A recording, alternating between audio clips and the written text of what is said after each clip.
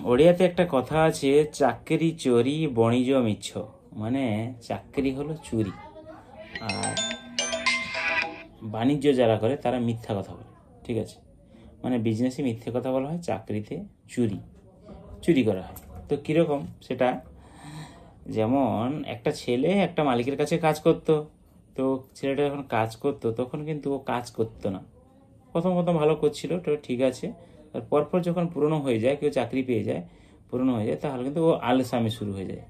কি কাজ আছে না, কি হচ্ছে না, কি ও কাজ করবো না, আজকে ছুটি, কালকে করবো না, পরশু দিন যাবো।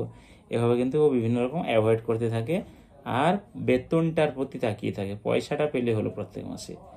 তো এরকম একটা ব্যাপার নিয়ে প্রত্যেক চাকরি আর মাইন্ডে এটা থাকে, কীরকম করে ফাঁকি মারবো। ঠিক আছে, আর যখন নিজে বিজনেস করে, যখন সত্যিকারের বিজনেসের দরকার আছে বা নিজে ভাবে যে আমি বিজনেস করব, তো পয়সারও কিছু দরকার আছে, তখন কিন্তু ওর মাথা খোলে। মানে কি, চাকরি মানে কি, মালিকের লাভ হবে, আমার কি, আমি তো সেই 5,000 কি 10,000 কি 3,000 পাচ্ছি, সত্যি তো মালিকের লাভ হবে, আমাকে তো বেশি দেবে না বেশি কাজ করলে। কিন্তু যখন আমি বিজনেস করব, তখন কিন্তু কি, আমি যদি কিছু করি তাহলে কিন্তু আমার লাভ, মালিককে তো এখানে প্রফিট দিতে হচ্ছে না। তো এইরকমই যে একটা ঘটনা হয়েছে, অনেকই আছে, তার মধ্যে একটা ঘটনা বলছি। একটা ছেলে একটা মালিকের কাছে কাজ করত। তো ও কিন্তু এরকম কাজ করছে, এক বছর কাজ করেছিল। কাজ করতে করতে তার কিন্তু বিভিন্ন রকম আলসামি শুরু হয়। যখন মালিক থাকতো না, মালিক কখন ছেলেকে রাখে, যখন ভাবে যে আমি না থাকলেও ছেলেটা চালিয়ে নেবে, তখন এটা ভেবে মালিক ছেলেকে রাখে, বা আমার এই কাজটার জন্য একে রেখেছি, এটা কাজটা যেন করে। তো এভাবে কিন্তু মালিক ছেলেকে রাখে আর বেতন দেয়। যখন ছেলের বদমাশি করে তখন মালিক ছাড়িয়ে দেয়, বা ছেলের যখন না পোষায় ও ছেড়ে নেয়, কাজ ছেড়ে দেয়। এবার ও যখন বিজনেস করছে তখন কিন্তু, যখন যেরকম যেভাবে হোক তাকে ইনকাম করতে হবে, তো যেভাবে উপায় হোক। তো ও কিন্তু কি করছে, একটা ধরো একটা শিক্ষিত লোকের কথা বলছি, ধরো ও একটা ফর্ম ফিল আপ করতো পুরোনো দোকানে। এবার ও কিন্তু করতে করতে যখন আর ভালো লাগলো না, এভাবে কর্মের মধ্যে ওর কুড়েমি আসলো, মালিক ছাড়িয়ে দিল। তারপর ও নিজে একটা জনসেবা কেন্দ্র খুললো। যখন দেখলো আমিও এই কাজ করছি, তখন তাদের মাথা কিভাবে চলে তোমাকে বলছি। কাজ কাজ করার পদ্ধতি অবশ্য। তো ওরা কি করে, অনলাইন থেকে বিভিন্ন রকম নাম সার্চ করে, কালিয়া যোজনা, এই যোজনা, এখান থেকে সার্চ করে, বা কারোর কাছ থেকে ম্যানেজ করে, কোন এরিয়ায় না হলে আমি যদি বিজনেস করি, আমার খাওয়ার লোক খেতে আসবে পছন্দ করে দূর দূর থেকে, যদি লোক জানে। কিন্তু অজানা লোক কী করে আসবে, যে এরিয়ার সঙ্গে আমার কানেকশন নেই, ও কী করে আসবে, ওকে আমি কল করে ডাকবো, কল সেন্টারের মতো।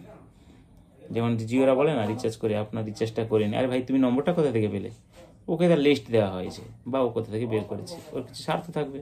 ঠিক সেরকম বসে বসে যখন ইনকাম কম হচ্ছে, বুদ্ধি লাগাচ্ছে, তো তখন কিন্তু কি করছে, ও একটা অনলাইন থেকে লিস্ট বের করে, ওখান থেকে নাম্বার, কারটা কত টাকা পড়েছে না পড়েছে সব বের করে, যে কাজও না করে ও কাজটা করার জন্য মোটামুটি যে কাজটা করছে, শিক্ষিত ছেলে তো যাই হোক, তো কাজ করতে হবে, আর 10 টাকা ইনকাম করতে হবে, তো যেভাবে হোক মাথা লাগাতে হবে।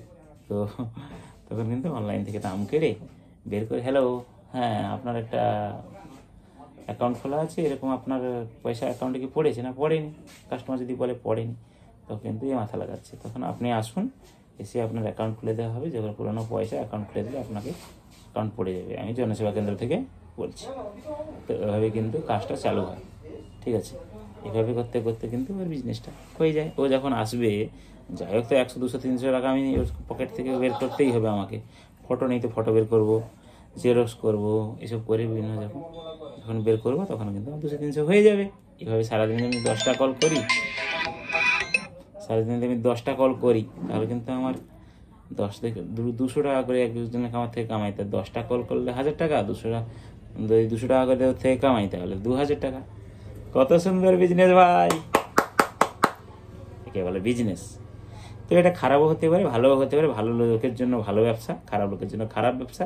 বিজনেসের চেষ্টা খারাপ নয়, কিন্তু বেইমানি করলে খারাপ। যেমন ধরো আমার একটা প্যান কার্ড খোলা আছে, আমি যদি একজনকে জানাই, ও যদি বলে আরেকটা খোলো, যে ওখানে পায়, তাহলে ও কিন্তু ওর একটা অ্যাকাউন্টটা খুলে দিল, ওর পয়সাটা হয়ে গেল।